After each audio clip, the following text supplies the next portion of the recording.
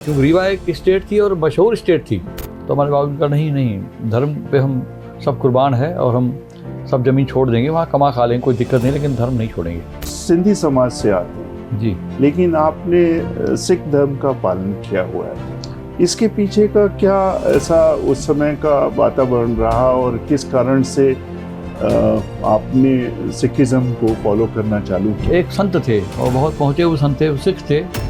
Sindhi culture के बारे में, फूड कौन सा खाना उनको ज़्यादा पसंद होता है? सिंधी कढ़ी होती है, वो हमारे समाज की स्पेशल डिश कहलाती है। सिंधी लोग अपनी चीज़ें व्यवस्थित रखते हैं, कम खर्चा, मितव्ययिता, बचाना, ये सब पे विश्वास रखते हैं। और पंजाबी लोग सब कुछ लेविश करना, एक अच्छी लाइफ स्टाइल, एक अच्छा खाना, अच्छा सब कुछ अच्छा। अब सिंधी समाज में भी अच्छी अर्निंग है, अच्छा व्यापार है और अच्छे ढंग से रहते हैं। तो ये हवा बदल गई है। अब बच्चे पढ़ लिख के जॉब कर रहे हैं या पढ़ लिख के बिजनेस कर रहे हैं। मैं भी सिख हूँ, मेरा बेटा भी सिख है, मेरा भतीजा भी सिख है। नमस्कार, आज हम आपकी मुलाकात करवाएंगे विंध्य के व्यापार जगत के, बिजनेस जगत के एक ऐसी शख्सियत से जिन्होंने अपने काम से, अपनी कर्मठता से न सिर्फ अपने व्यवसाय में बल्कि पूरे समाज में, और न सिर्फ समाज में पर पूरे विंध्य को एक नई ऊंचाइयां दी हैं। श्री प्रहलाद सिंह जी आज हमारे साथ में हैं।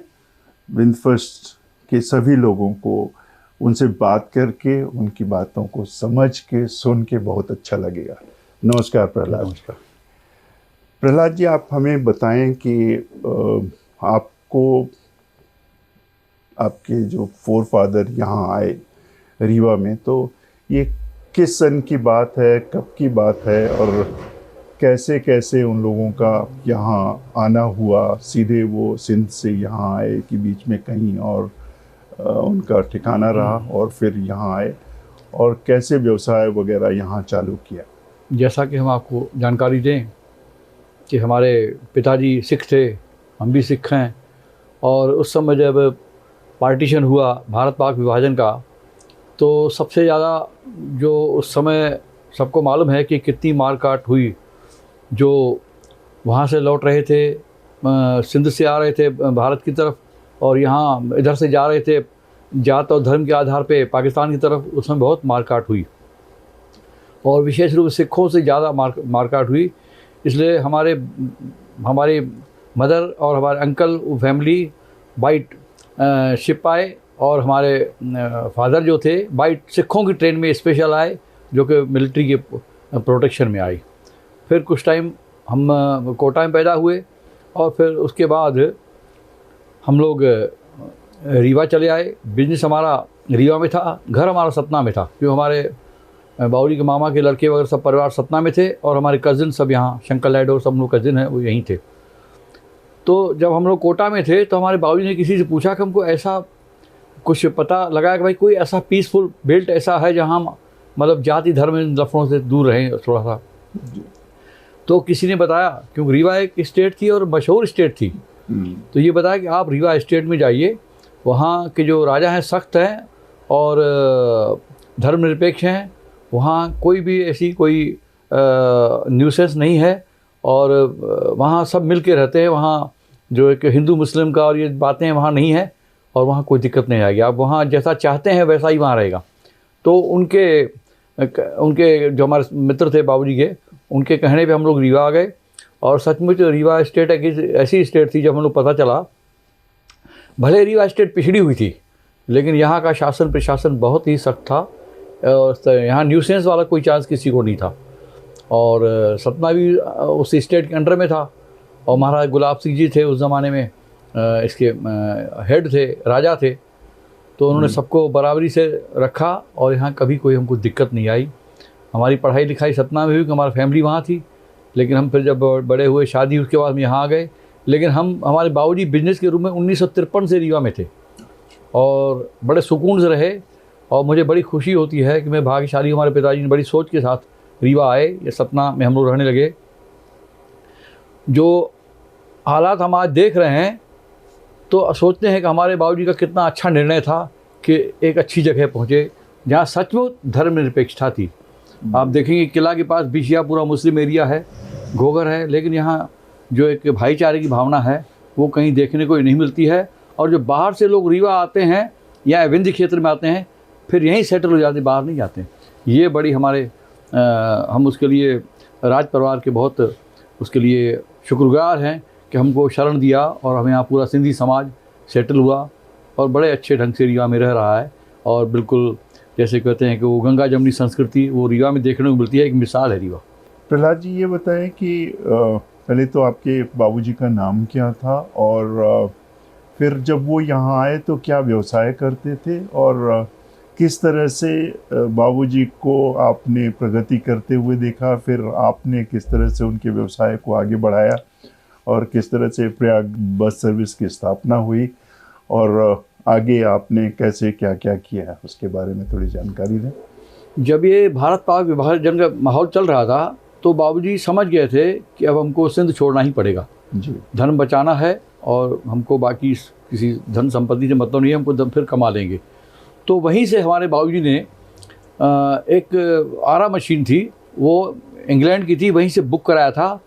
और वो आरा मशीन जब हम लोग यहाँ पहुँचे तो आरा मशीन उसके बाद बॉम्बे आई, शिप पे आई, वहाँ से हम लोग फिर ट्रांसपोर्ट से रीवा ले आए और फिर मोटर यहाँ उस टाइम ऐसे सब चीज़ें नहीं मिलती थी तो बाबूजी बॉम्बे गए, वहाँ से मोटर ले आए और यहाँ आरा मशीन फर्स्ट टाइम आरा मशीन ही स्थापित की ऐसी जगह जहाँ हम लोग बैठे हुए हैं। और फिर बाद में उस बिजनेस को छोड़ के फिर बाबूजी ने ऑयल मिल चालू किया यहाँ पर। हमारे सिंध से कुछ जो हमारे गांव के थे खानपुर के, तो वो आहूजा परिवार है, वो हमारे साथ पहले पार्टनर थे ऑयल मिल में। फिर वो उनके भी परिवार बड़े हो गए, फिर अलग हो गए, लेकिन ऑयल मिल हमारी चलती रही जो कि पहले भारत कोऑपरेटिव ऑयल मिल के नाम से थी। फिर बाद में ये हुआ कि इसमें थोड़ा सा मिलावट वाला की चक्कर में बड़ी परेशानी आती थी चेकिंग की, तो फिर एक ब्लू बस कंपनी थी इंदौर की, बाबूजी ने उस कंपनी को ख़रीदा और फिर उस हिसाब से फिर ट्रांसपोर्ट का बिजनेस 1954-55 में स्टार्ट कर दिया। तब से फिर लगातार हम बिजनेस कर रहे हैं। तो इसका नाम प्रयागराज क्यों रखा गया उस समय? क्योंकि हमारे लगा हुआ जो इलाहाबाद है हिंदू नाम तो उसका प्रयाग ही है, इसलिए उसको प्रयागराज ही है। तो उसी बेस पे ही बाबूजी ने प्रयाग बस सर्विस के नाम से उसको क्या पहली बस आपकी इलाहाबाद वाले रूट में ही चला करती थी, जो पुराना इलाहाबाद नाम था प्रयागराज का? नहीं, रीवा चाक तक चलती थी। उस टाइम प्रयागराज के परमिट नहीं मिलते थे स्टार्टिंग में, रीवा चाक चलती थी, नहीं मिलते थे, पहले नहीं मिलते थे जी। तो रीवा चाक तक चलती थी, उधर से यूपी की बसें आती थी, फिर चाक से पैसेंजर उसमें शिफ्ट होकर प्रयागराज पहुँचते थे जी। तो प्रयागराज बस सर्विस में आप की उस समय जब बसेस का ट्रांसपोर्ट का बिजनेस काफ़ी अच्छा था जी, तो कितने बसों तक आपका व्यवसाय ये हमारी मैंने 17 बसें तक मैंने बढ़ाई जी। और फिर 1988 में एक नया कानून आया जी। तो उस टाइम बाबूजी हमारे थे, तो उन्होंने कहा जब ये नया कानून आ गया है अब इसमें आपके परमिट सेफ नहीं है, क्योंकि नए एक्ट में अब कोई भी आपके 5 मिनट आगे परमिट ले सकता है, पहले ऐसा नहीं था। लेकिन नए कानून में आरटीओ ट्रांसपोर्ट अथॉरिटी को पावर था कि किसी को अभी आगे किसी टाइम परमिट आगे 5 मिनट आगे 5 मिनट पीछे दे सकता है, इसलिए परमिट टाइमिंग हम लोग सेफ नहीं रहे। तो उसके बाद थोड़ा सा धीरे धीरे हम फिर बैकअप होने लगे। फिर 1993 में हमारे बाबूजी नहीं रहे 1994 में, तो उसके बाद धीरे धीरे मैं अकेला था, मेरा बेटा छोटा था अभी, तो उससे धीरे धीरे मैंने बैकअप करना शुरू किया और लिमिट में ही काम शुरू किया। ये बताएं कि आप का जो पाकिस्तान में सिंध प्रांत में जो आपका घर था, जितना आपका सब विस्तार था व्यापार का, आप वहाँ के जमींदारों में से गिने जाते थे, तो कितना सब कुछ आपने धर्म बचाने के लिए आपके बाबूजी ने वहाँ त्याग किया और यहाँ आए। और ये तो बहुत बड़ी मिसाल है साहब कि धर्म को अपना बचाना है, जागीर जायदाद जमीन चाहे जितनी चली जाए। जब हम तो भारत में पैदा हुए, जब बाबूजी आए तब भी वो भी 22-23 वर्ष के थे। हमारे मैन जो थे हमारे ग्रैंडफादर वो जमींदार थे, और मुझे बताने में भी शर्म लगती है क्योंकि वो ऐसा लगता है कि ये बताना तो नहीं चाहिए, लेकिन अब आपने पूछा है तो हमारी वहाँ 3000 एकड़ ज़मीन थी। और वहाँ के जो मुस्लिम थे वो सिंधी भाषी थे, वो भी कन्वर्ट हुए थे। तो मेरे दादाजी को बोलते थे फिर बाबूजी को बोलने लगे, दादाजी फिर रहे नहीं। बोला कहाँ आप चले जा रहे हो, अब यहाँ मुस्लिम बन जाओ और अपनी इतनी ज़मींदारी बड़ी छोड़ के आप जा रहे हो, पूरा सब ये ठीक नहीं है, और आपकी ज़मीन सुरक्षित रही, सब आप सुरक्षित, क्या फ़र्क पड़ता है इससे। तो हमारे बाबूजी का नहीं, धर्म पे हम सब कुर्बान है और हम सब ज़मीन छोड़ देंगे, वहाँ कमा खा लेंगे, कोई दिक्कत नहीं, लेकिन धर्म नहीं छोड़ेंगे। और हम जो हमारा धर्म है हम वही उसी भी कायम रहेंगे। और फिर उसी तरीके से हम लोग चले आए। और फिर कुछ क्लेम भी मिला यहाँ, गवर्नमेंट ने दिया क्लेम, जो हमारे पास पेपर थे, इतना तो नहीं मिला कि जो मिला तो हम संतुष्ट थे, जितना मिला। जो मुस्लिम यहाँ से प्रॉपर्टी छोड़ गए थे तो वो यहाँ गवर्नमेंट की हो गई, रिहेबिलिटेशन डिपार्टमेंट की हो गई, वहाँ की वहाँ के। तो इस तरीके से संपत्ति कुछ मिली हमको, लखनऊ में एटा में ज़मीन मिली 14 एकड़ की, इस तरह ये सब मिला हमको जी। और उतना तो मिल ही नहीं सकता, लेकिन जितना था कंपनसेट हम उससे भी खुश हैं। और उस टाइम गवर्नमेंट ने खूब हेल्प किया, जो भी सिंध से आए तो गवर्नमेंट ने रहाइश के हिसाब से खूब हेल्प किया। प्रहलाद जी, एक चीज़ बताएं, आप सिंधी समाज से आते हैं जी, लेकिन आपने सिख धर्म का पालन किया हुआ है, इसके पीछे का क्या ऐसा उस समय का वातावरण रहा और किस कारण से आपने सिखिज़्म को फॉलो करना चालू किया और वो आगे तक अभी तक जैसा कि हम आपको जानकारी दें कि हमारे दादाजी को औलाद नहीं होती थी, 1-2 लड़कियां हुई तो वो भी रही नहीं। तो फिर एक संत थे और बहुत पहुँचे हुए संत थे, वो सिख थे, संत बाबा ठारा सिंह नाम था उनका। उनका आज की तारीख में जो हेड क्वार्टर है वो मलेरकोटला पंजाब है। तो बाबूजी वहाँ गए हमारे दादाजी, तो उनसे कहा कि औलाद नहीं हो रही है और लड़का नहीं हो रहा है, कैसे हुआ है। तो उन्होंने कहा नहीं, आपको लड़का होगा और आप पहले जो लड़का होगा उसको आप सिख बनाएंगे। तो हमारे दादा ने कहा नहीं, हम उसको सिख बनाएंगे। फिर हमारे बाबूजी जब हुए, उसके पहले हमारी बुआ हुई, उसके बाद हमारे बाबूजी हुए, तो उनको सिख बनाया, उसके वचन का पालन किया और उस वचन के पालन को हम अभी तक उसी मर्यादा अनुसार निभा रहे हैं। मैं भी सिख हूँ, मेरा बेटा भी सिख है, मेरा भतीजा भी सिख है, तो उस परंपरा को हम निभा रहे हैं और ये मानना भी चाहिए। मेरी जो जानकारी है उसके हिसाब से सिंध समाज के अंदर जब भी कभी कोई किसी तरह की बातचीत होती है या किसी तरह का विवाद होता है तो पंचायत के मुखिया के रूप में आपको ही बैठाया जाता है कि इसका सुलह करा दें या जो भी फैसला आप कहते हैं उसको समाज पूरा मानता है। हम आपको जानकारी दें कि सिंध में भी हमारे जो दादाजी थे वो उस गांव खानपुर के मुखिया थे जी। और जब उनके बाद फिर हमारे बाबूजी थे मुखिया वहाँ। फिर जब यहाँ हम लोग आए रीवा में तो यहाँ भी हमारे बाबूजी मुखिया थे और समाज के और वरिष्ठ भी मुखिया थे साथ में उनके, एक मिल के समाज के मसले सुलझाते थे जी। और उस तरीके से बड़ा अच्छा तालमेल था यहाँ और आज भी ईश्वर की कृपा है, अच्छा तालमेल है। और जैसा कि हम सिंधी सिख हैं तो उसको लोग उस रूप से नहीं देखते हैं कि आप सिख हो। समाज में मुझे वही सम्मान मिलता है जी। और हमने भी पूरी यथाशक्ति सिंधी समाज में पूरा हमने अपना जितना हम निभाया है अपने कर्तव्यों को। इवन सिख समाज से भी हम उसी तरह से जुड़े हुए हैं, वहाँ भी मुझे पूरा सम्मान मिलता है। और एक अच्छे तालमेल की वजह से जो हमारे साथी हैं, अच्छा हमारा तालमेल है, उसी हिसाब से एक सिंधु भवन बन गया, आपको शायद जानकारी हो।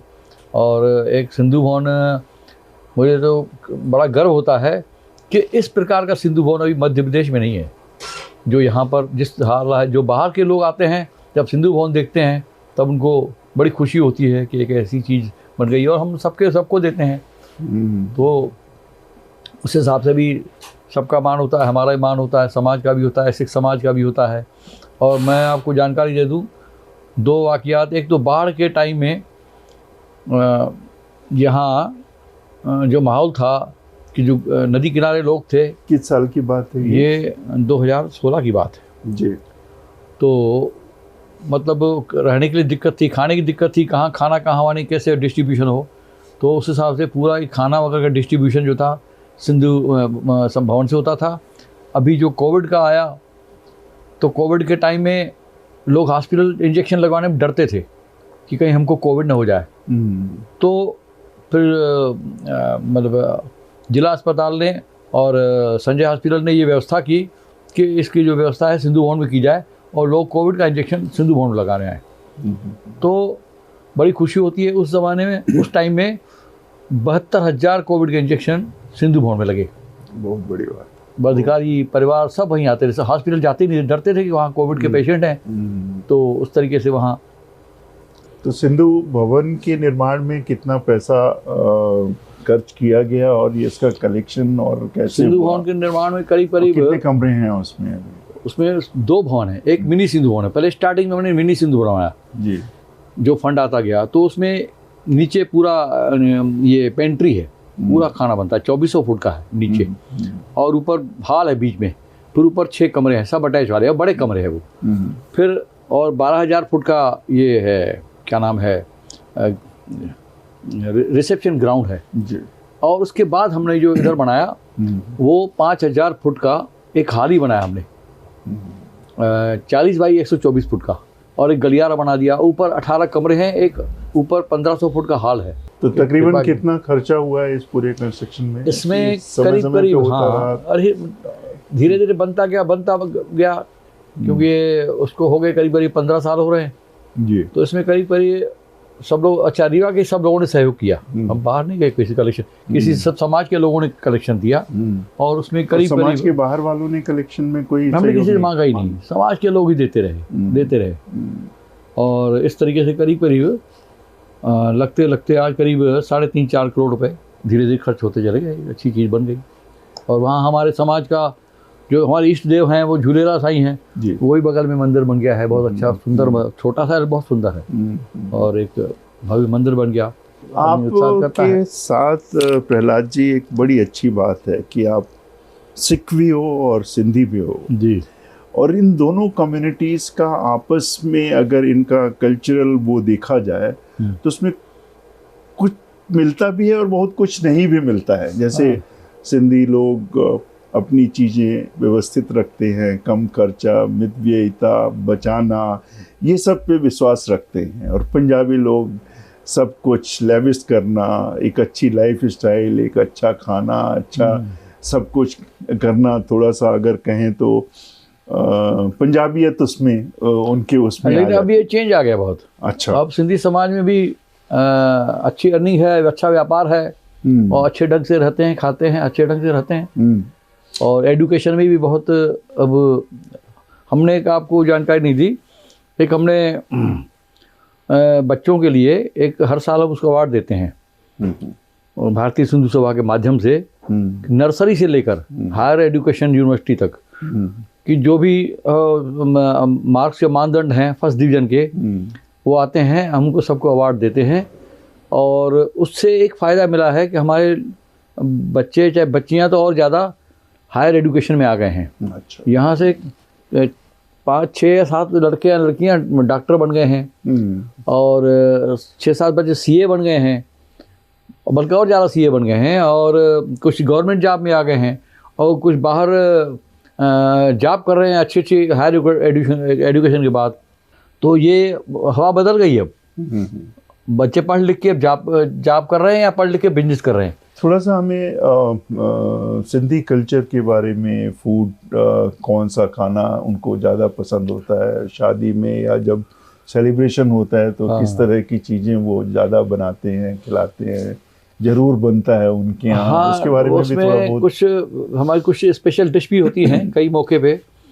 हम लोग एक सिंधी कढ़ी होती है, वो हमारे समाज की स्पेशल डिश कहलाती है, और एक कमल की डंडी वाला होता है, उसकी बड़ी स्पेशल डिश बनती है, और उसमें वो अलग अलग टाइप से बनाते हैं, अलग तरीके से। तो वो मतलब जो बनेगी तो उसको लोग बड़े चाव से खाते हैं, और स्पेशल पूछते हैं कि अब जब कोई हमारे यहाँ कोई गेस्ट भी आता है, कोई लोकल, यार बोला हमको वो खिला देना, हमको अब हम लिए बना दें एक उनके यहाँ कढ़ी, सिंधी कढ़ी बहुत अच्छी होती है। काफ़ी सालों तक अगर आपको याद हो तो एक बार जब वॉलंटरी डिस्क्लोजर की बात आई थी तो उसमें सतना मध्य प्रदेश में काफ़ी आगे के नंबर में आया था। मतलब बिजनेस वाइज सतना रीवा से कई सालों तक आगे रहा। फिर ऐसा क्या परिवर्तन हुआ, क्या हुआ, ऐसा क्या क्या चीज़ें हुई कि रीवा अब सतना को ओवरटेक कर चुका है, और व्यवसाय के मामले में अब व्यापारी और इवन खरीदार जो आसपास के हैं वो सतना तक नहीं जाते हैं, रीवा से ही अपनी खरीदी करने में सेटिस्फाइड। ये मेरे लिए बड़ी खुशी की बात है। किसी टाइम में सतना वाकई में होलसेल की मार्केट थी, और हर चीज़ वहाँ अच्छे ढंग से मिल जाती थी। और सतना और कटनी 2 ऐसे शहर थे, जब हमारे यहाँ शादी फंक्शन होता था तो लोग गोल्ड लेने सतना या कटनी या कभी बॉम्बे भी आते थे आमतौर से, लेकिन कपड़े वगैरह सतना से और कटनी से, क्योंकि सतना की मार्केट मेरा ये शुरू से ही रहा है, सबसे महंगी रीवा, उसके बाद सस्ती है सतना, उसके बाद सस्ती है कटनी। तो क्योंकि वहाँ लेबर भी सस्ती है, तो वहाँ, और यहाँ जो लेबर भी बड़ी महंगी है यहाँ की। आप ताज्जुब करेंगे, कुछ लोग तो सतना से जो जॉब करते हैं डेली रीवा जॉब करने आते हैं, अप डाउन करते हैं, और कुछ लोग रीवा में सेटल हो गए हैं, इवन कटनी से आते हैं यहाँ सेटल हो गए हैं, क्योंकि यहाँ की तनख्वाहें बहुत अच्छी हैं। और रीवा की रिटेल मार्केट तो ज़बरदस्त है। मतलब अब उल्टा हो गया कि उल्टे बांस बरेली को, किस सतना अगर शादी है सतना वालों के यहाँ सिंध समाज में या अदर्स में भी या कटनी में भी, तो जो वैरायटी है किसी भी कपड़े की या गोल्ड की या किसी चीज़, तो वो लोग रीवा आते हैं परचेजिंग के लिए। और रीवा की मार्केट रिटेल की तो ज़बरदस्त है। उसका कारण भी है, अब जो नई जनरेशन बच्चों की तैयार हो गई है तो बाहर से अच्छे ढंग से परचेजिंग करके आती है। इवन दिल्ली हो गया, चंडीगढ़ हो गया, पंजाब उधर हो गया, इधर बॉम्बे हो गया, इधर साउथ में कपड़ों की, इधर बंगाल से, कलकत्ता से बड़े बच्चे हमारे जागरूक हो गए हैं। और अलग अलग से जो वैरायटी जहाँ मिलती है उस तरीके से वो ले आते हैं, और एक रेंज मिलती है यहाँ पर। और उसकी वजह से रीवा की मार्केट रिटेल की बहुत अच्छी हो गई, क्योंकि अब रीवा रीजनल हेडक्वार्टर है, एजुकेशन हब है, engineering college, medical college, science college, सैनिक स्कूल, जीडीसी और एजी कॉलेज सब तो हैं यहाँ पर, और रीजनल हेडक्वार्टर है, तो उसका बड़ा बेनिफिट रीवा को मिला है। और एक जब से शिल्पी बाजार मार्केट बन गई है तो और 4 चांद लग गए हैं, क्योंकि इस स्टाइल की मार्केट कहीं नहीं है। जब दिग्विजय सिंह जी भूमि पूजन करने आए थे तो हमने कहा था, सर अब ये रीवा जो है, ये मार्केट जो आप बनवा रहे हैं, ये रीवा का कनाट प्लेस होगा। बोला कनाट प्लेस होगा? मैंने कहा हाँ कनाट प्लेस, और वाकई में रीवा का वो कनाट प्लेस है। अब देखा है, अब हालांकि हर तरफ इलाके का फैला हो गया है, लेकिन शिल्पी प्लाजा कोई मुकाबला नहीं, आसपास भी सब अच्छा हो गया, अच्छा हो गया। अब अच्छी दुकानें बन गई, अब बड़े बड़े शोरूम बन रहे हैं, आपने देखा होगा, कॉलेज रोड आप जाइए, काफी नए नए शोरूम बन गए हैं। तो रीवा में तो बिग चेंज है, हर तरह सत्ता से बहुत आगे बढ़ गया रीवा, बहुत आगे। अपने समाज के कुछ ऐसे लोगों के बारे में आप बताएंगे जिन्होंने एक्स्ट्राऑर्डिनरी अच्छा किया है, जिसके बारे में जो लोगों को, आपके समाज के लोगों को और रीवा के लोगों को मोटिवेट करें एज अ रोल मॉडल? ऐसा तो कोई खास नहीं है, लेकिन हाँ फिर भी जो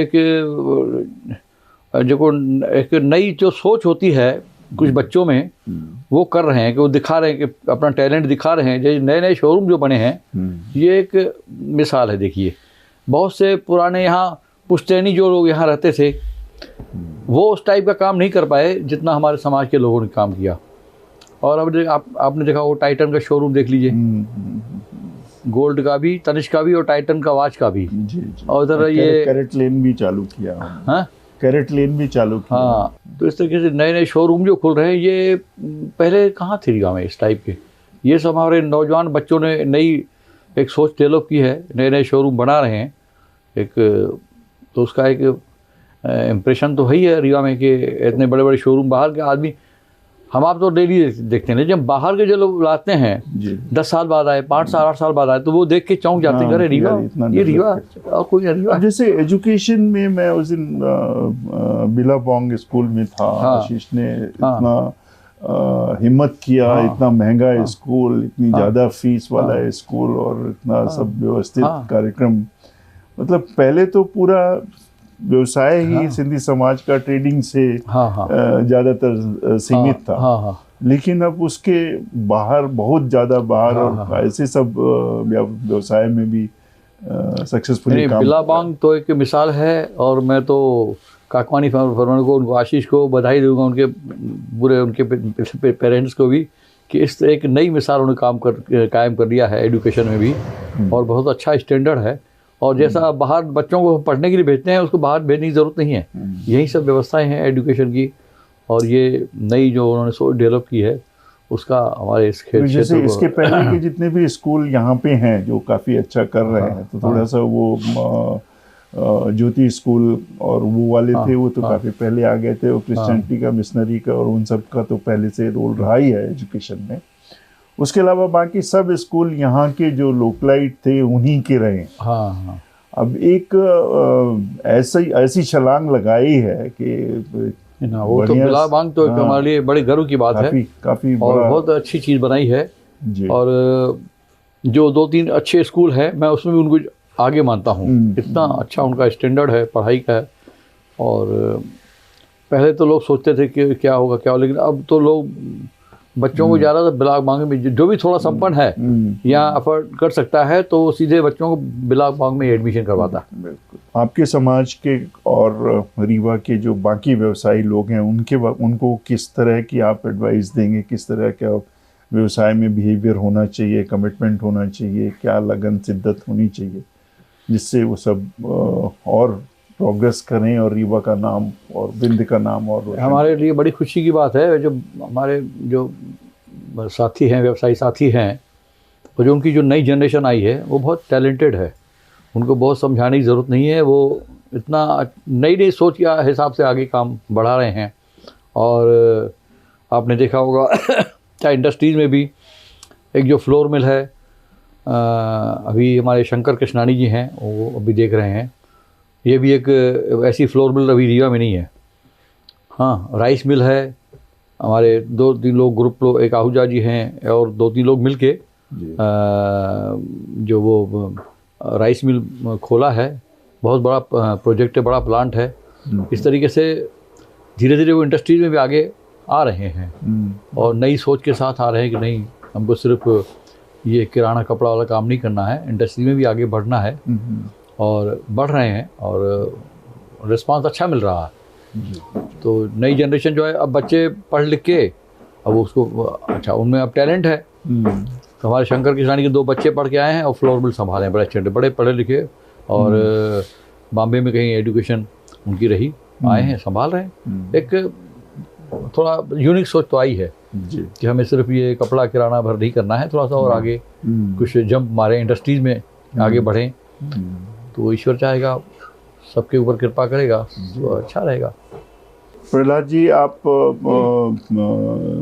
एक बहुत अच्छे समाज सेवक भी हैं, तो समाज सेवा में क्या क्या आप कर रहे हैं उसके बारे में भी थोड़ा सा बताएं हम लोग। अब जो आगे मेरा सपना है सिंधु भवन के बाद, जो हमारे साथियों के मन में आई है बात ये कि हर समाज में गरीबी रहती है, अमीरी भी है, गरीबी भी है। समाज में भी काफ़ी लोग हमारे गरीब हैं, क्योंकि तो उनका भी ख्याल रखना समाज के कर्तव्य है, जिम्मेदारी है। तो 2 चीज़ें अभी हमारे हैं, बाकी तो छोटी बहुत सेवाएं चलती रहती हैं। या समाज के जो थोड़ा आर्थिक रूप से कमज़ोर लोग हैं उनको हर महीने आर्थिक सहयोग मिलता है जितना भरसक होता है, और वो लोग संतुष्ट भी रहते हैं कि हम उनका ख्याल रखते हैं, समाज उनका ख्याल रखता है। अब 2 प्रोजेक्ट हमारे सामने हैं। एक है कहीं आसपास हम ज़मीन तलाश रहे हैं कि हम सिंधु विद्या मंदिर के नाम से स्कूल खोलेंगे, कहीं 2.5-3 एकड़ ज़मीन मिल जाएगी। लगे हैं तलाश में, 1-2 बजे हम हो भी आए हैं। गड्डी रोड पे गए थे एक बार हम लोग साथी, और देख रहे हैं जहाँ थोड़ा सा क्योंकि पैसे ज़मीन बहुत महंगी हो गई है, तो उस हिसाब से हो, एफोर्डेबल हो तो ले लें। और दूसरा एक मेरा सपना है कि जो समाज के गरीब लोग हैं आर्थिक रूप से, जो किराए के मकानों में रह रहे हैं, तो उनको हम प्रधानमंत्री आवास में मकान दिलवाएं समाज की तरफ से। तो उसके लिए हमने नाम मंगाए थे, उन्होंने नगर निगम में भी अप्लाई किया है और गवर्नमेंट में भी, शासन में भी काफ़ी भेजी है। और उसमें हम लोग जल्दी ही 10-15-20 दिन के अंदर जिनके नाम नगर निगम में आ गए हैं, शासन उनको मतलब के योग्य मान रहा है कि ये उसके लिए लायक है, इनको देना चाहिए समाज के लोगों को, तो उसको हम मतलब के अपनी तरफ से उनको आर्थिक सहयोग करेंगे, उनको मकान दिलवाएंगे। और फिर आगे चल के वो जो किस्त बनेगी, तो जो किराए के मकान में रहते हैं तो वो किस्त से अपना होता जाएगा, लेकिन उनको हम मकान तो दिलवा ही देंगे, उनके नाम से 2-4 किस्तें भी ज़्यादा कर देंगे, जिससे वो धीरे धीरे वो सेटल हो जाए। और एक ही जगह रहेंगे तो उसका एक फ़ायदा होता है। हम लोग कोशिश है कि एक ही फ्लैट में रहें, 16-17 कमरे रहते हैं फ्लैट में, तो एक हमारी संस्कृति भी कायम रहेगी। एक ही जगह पर रहेंगे जी, तो उनका एक तो भाषा का नुकसान नहीं होगा, उनकी जो सिंधी हमारी मदर टंग है तो वो भी उनकी कायम रहेगी, एक कल्चर भी जो है एक ही जगह तो कल्चर भी कायम रहेगा। तो और थोड़ा सा एक ही जगह उनको थोड़ा अच्छा भी लगेगा कि हम हमारे पड़ोस में भी मेरी है, तो और बच्चे थोड़ा सा अपने सेफ महसूस करें, क्योंकि कोई घोघर में रह रहा है, कोई नगरिया, कोई तरहटी, तो उनको बड़ा अजीब लगता है, आसपास कोई नहीं है, अकेलापन महसूस करते हैं। तो कोशिश यही है और हम प्रयास करेंगे कि आयुक्त नगर निगम से मिलें और हमारे आदरणीय डिप्टी सीएम साहब राजेश शुक्ला से रिक्वेस्ट करेंगे तो मदद करेंगे तो एक अच्छा काम हो जाएगा। अभी रीवा में और सतना में भी सिंधी समाज के कितने परिवार होंगे? पॉपुलेशन की फैमिली यहाँ करीब 2,500 से 3,000 फैमिलीज हैं यहाँ। और एवरेज फैमिली का साइज 4 का होगा? हाँ, 4 का, इससे ज़्यादा, हम 2,500 और 3,000 के बीच में है। और सतना में करीब 5,000 फैमिलीज हैं। सतना में ज़्यादा है। और सतना से दुगनी कटनी में तो काफ़ी, पर इधर शहडोल में और सीधी में, सिंगरौली में यहाँ सिंधी कम है। सीधी में कम है और बल्कि उमरिया में है, शहडोल में है। हाँ, शहडोल में है, उमरिया में है। शहडोल में क्या संख्या होगी? कमी होगी रीवा से? हाँ, रीवा से तो बहुत कम है। रीवा से आधा ही मानिए कम से बस हो गया, 1,000 फैमिलीज हों। और इधर सिंगरौली वगैरह में कम है? सिंगरौली भी कम है। हाँ, सिंगरौली में पंजाबी 25-30 फैमिलीज, 40-50 फैमिलीज होंगी, 50 फैमिली होंगी। सिंगरौली में भी ऐसी बात नहीं है। और सीधी में भी कम से कम 300-400 फैमिलीज हैं। अच्छा। हाँ, सेटल है, वेल सेटल्ड है। सीधी पहले पिछड़ा हुआ था, लेकिन सीधी भी सतना रीवा ने जबरदस्त ग्रोथ की है। और इसकी ग्रोथ में मेरे को लगता है बाणसागर का भी काफ़ी बड़ा कंट्रीब्यूशन। बाणसागर का है ना साहब, काफ़ी, मतलब इन टर्म्स ऑफ इरिगेशन जो है, जो एग्रीकल्चरल डिपेंडेंस है, और बाणसागर ने बहुत बेनिफिट किया, प्रोडक्टिविटी बढ़ी है। आप मतलब सरप्राइज करेंगे कि 1980 में 78, 80, 75 में ज़मीनों की कीमतें 2,000, 2,500, 3,000 रुपये एकड़ थी, और आज की तारीख में वही 30 लाख 40 लाख रुपये एकड़ है, क्योंकि बेल्ट एरीगेटेड हो गया है। और 2 फायदे और हुए, किसी का इस तरफ ध्यान नहीं किया।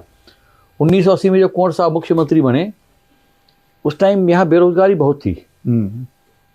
हमारे बच्चे कॉलेज पढ़ के बैठे रहते थे, कोई जॉब नहीं मिलता था, सब उधर मालवा क्षेत्र के लोग जॉब ले जाते थे।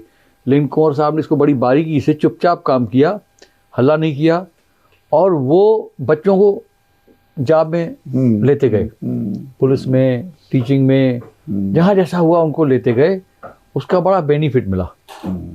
और कुछ जितना था श्रीनिवास तिवारी ने भी किया। वो विधानसभा थे तो उतना नहीं कर सकते, लेकिन उनसे भी इतना बल भर पड़ा उन्होंने किया। तो ये पहले यहाँ चंदे के लिए बड़े झगड़े होते थे, बच्चों को कुछ मिलता नहीं था, फंक्शन करना है, पैसा नहीं है। तो वो जब जॉब में लग गए तो वो व्यापारी से झंझट जो होते थे खत्म हो गया, अच्छी तनख्वाहें। अब उनके बच्चे बड़े हो गए, वो भी जॉब में हैं, गवर्नमेंट में भी हैं, प्राइवेट फैक्ट्री उधर अपना अलग अलग काम कर रहे हैं। इसकी वजह से 2 फायदे, एक तो अपना बाणसागर वाला, और दूसरा ये जो कुंवर साहब मुख्यमंत्री बने उसने जॉब दिलवाए, खूब जॉब दिलवाए। उसका हल्ला नहीं किया, क्योंकि मुख्यमंत्री थे वो तो कुछ कह नहीं सकते थे, लेकिन चुपचाप उन्होंने ये बड़ा काम किया। उन्होंने लगे प्रचार भी नहीं किया कभी कि हमने ऐसा किया, कभी प्रचार नहीं किया, लेकिन चुपचाप सबको जॉब दिलवाया। आज यहाँ जो संपन्नता है उसका मुख्य कारण यही है। और लोगों की परचेजिंग पावर मालवा और जबलपुर महाकौशल से कम नहीं है अब, बल्कि 2 साल पहले 3 साल पहले किसी ने बताया कि यहाँ पर पोस्ट ऑफिस की डिपॉजिट जो है एवरेज जो है जबलपुर से भी आगे। अच्छा। हाँ, तो उससे बड़ी खुशी होती है। हाँ, संपन्नता आ गई है। और जितने भी नेता हमारे विंध्य क्षेत्र में अपने अपने तरीके से उन्होंने आगे बढ़ाया किया। अवधेश प्रताप सिंह जी विश्वविद्यालय बन गया, गोविंद सिंह ने किया। इस तरह हर नेता ने अपने अपने, लालबाग शास्त्री जी ने बाणसागर करवाया, अपने हमारे तिवारी जी ने संजय हॉस्पिटल बनवा दिया, शिवली प्लाजा बन गई, और कुंवर साहब ने रेलवे में प्रयास किया कि रेलवे आ जाए, और बच्चों को जॉब दिलवाया। तो किसी न किसी तरीके से एक हर नेता ने अपने तरीके से बल भर जो उनसे बन पड़ा उन्होंने सेवा की कि हम रीवा को आगे बढ़ाएं, मजबूत करें। ये रीवा आज उसमें है, विकसित जिलों में है। प्रहलाद जी, एक आखिरी सवाल, अपने समाज के लोगों के लिए आप क्या मैसेज संदेश देना चाहेंगे? मेरा शुरू से ही यही मन में विचार रहा है, मैं बोलता भी हूँ कि जहाँ भी हम लोग रहें, क्योंकि हम लोग तो सिंध से आए, कल्चर अलग था, उठना बैठना अलग था, सोच अलग थी, लेकिन आज इन 75 वर्षों में बड़ा चेंज आया है। और मैं हमेशा यही कहता हूँ, जिस धरती पे रहें, जिस धरती के हिस्से में रहें, उन सब के साथ हम समरसता के साथ रहें, मिलजुल के रहें, हम अपने को अलग न मानें। और मेरी रियली बता रहा हूँ, मुझे बड़ी खुशी होती है, जो हम सोचते हैं, चाहते हैं, वो यहाँ चल रहा है। बहुत अच्छा माहौल है, ये अलग अलग वाला माहौल नहीं है। ये एक जो जिसको समरसता कहते हैं, वो वाकई में दिखाई दे रही समरसता, कि हम जिस धरती के पानी पी रहे हैं, अन्न खा रहे हैं और उस बेल्ट में रह रहे हैं, तो उसको हम निभाएं और समरसता से रहें, एक अच्छा माहौल बने। तो बड़ी खुशी की बात है कि हमारे समाज के लोग, चाहे सिंधी समाज के हों, चाहे सिख समाज के हो, यहाँ मिलजुल के रहते हैं, खूब सेवा भी करते हैं, समाज सेवा भी करते हैं, दूसरों के लिए भी करते हैं, ये नहीं कि अपने वर्ग के लिए, ऐसा नहीं है। कहीं कोई कार्यक्रम होता है, सामाजिक का कार्यक्रम, तो कहीं भंडारा करना है तो सबके लिए करना है, इंडिविजुअल हम अकेले करके अपने समाज में ऐसा कुछ नहीं है। तो ये एक समरसता है हर मामले में, शादी गमी में आना जाना, उठना बैठना, इतना प्यारा माहौल है रीवा का कि बड़ी खुशी होती है। कि हम तब सोचते हैं कि हमारे बड़ों ने एक इतना अच्छा डिसीजन लिया, जिसके से हम यहाँ बड़े खुश हैं, संपन्न हैं, सुरक्षित हैं, और ऐसा माहौल है, सबका आशीर्वाद मिलता है, बड़े नेताओं का सबका सहयोग मिलता है, आशीर्वाद मिलता है, चाहे कुंवर साहब रहे हों, चाहे दादा श्रीनिवास तिवारी रहे हों, चाहे अभी वर्तमान में नेता हैं राजेंद्र शुक्ला जी हैं, चाहे हमारे राहुल भैया रहे हों, सबका आशीर्वाद रहता है। सब जब भी आते हैं, हम लोग जाते हैं, बुलाते हैं, जाते हैं। एक चाहे यमुना प्रसाद शास्त्री रहे हों, जो भी यहाँ नेता है ना, वो मतलब अपने तरीके से बहुत अच्छा माहौल है।